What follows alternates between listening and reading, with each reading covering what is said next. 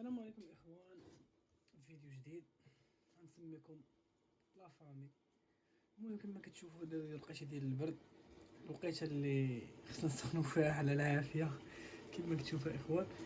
المهم جيت لكم اخوان بواحد الكونسيبت جديد، كنتمنى يعجبكم اخوان.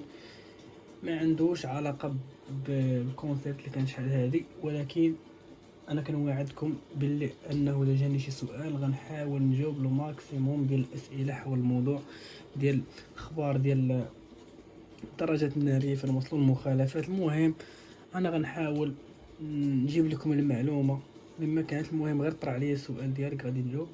المهم اخوان كما قريتوا من العنوان، علاش تسمات مدينه بوزكوره بهذا الاسم؟ وان شاء الله هذه هي الافتتاح ديال الكونسيبت جديد، وكنتمنى يعجبكم وتتفاعلوا معاه اخوان. هادشي اللي كاين. المهم بلا ما نطول عليكم، عز عليا، مع السلام عليكم. مع ندخل الموضوع نيشان بلا ما نبقى نطول فيه. المهم اخوان، مدينه بوزكوره جات من واحد هما حاليا اخوان هاد اللحظه اللي كندوي معكم فيها باقي ما عرفوش الاسم الحقيقي منين جا. وهذا هو الكونسيبت اخوان، هو الاسم كيفاش جا وكيفاش المهم كاع المدن ان شاء الله غادي ندوروا عليهم. وإلا نجح هاد الكونسيبت اخوان كنوعدكم غادي نمشي كل مدينه وغادي ندير لكم فيها فلوق. هادشي بطبيعه الحال اخوان حتى نلقى التفاعل. اما ما بقاش تفاعل مشوني مشكم، وهذا هو اللي كاين اخوان.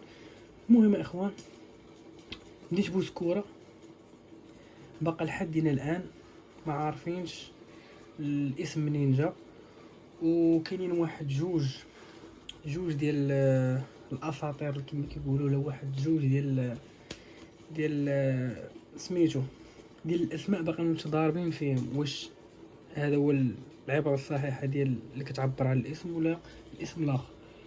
المهم الاسطوره الاولى اش كتقول؟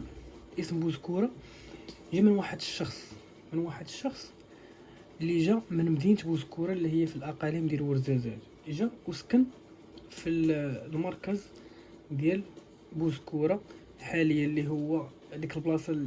المركز دابا حاليا ديال بوزكوره كان عباره عن منبع ديال الماء او واد. المهم جا هذاك السيد وسكن في ديك البلاصه وبقى تما حتى مات. مني مات سموا هذيك المدينه بوزكوره. والاسطوره الثانيه اش كتقول؟ بان بوزكوره جات من واحد الاسم الشق من اسم امازيغي. هو انه واحد السيد كان في المركز ديال بوزكوره اللي هو المنبع، اللي هو حاليا هو المركز حاليا. هو كان اصلا واحد المنبع ديال الماء. باش بلا نطول عليكم اخوان باش ندخل في الموضوع بزاف، كان هذاك السيد كانت معروفه هذيك البلاصه بالحجل. والناس ديال الامازيغ غيفهموني. يعني هذاك السيد سموا عليه بوحجله، والحجله بالامازيغيه اخوان هي زاكوره، هي سكوره بحال هكا. يعني اخوان اشتق الاسم من بوحجله اللي هي في الاصل بوزكوره. هذا هو اللي كاين اخوان.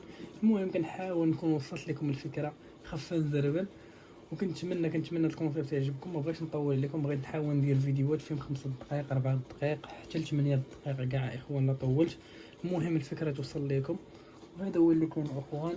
كنتمنى تفاعلوا معاه، وكنتمنى لكم نهاركم مبروك ان شاء الله. لمده 30 يوم غادي تحاولوا تشوفوا كل نهار فيديو في هذا الموضوع، كل نهار فيديو. الا لقيت تفاعل فيه اخوان غادي نكمل، ما لقيتش تفاعل ما تعرفوني ما نعرفكم. وهذا هو اللي كاين اخوان. تهلاو ليا في راسكم.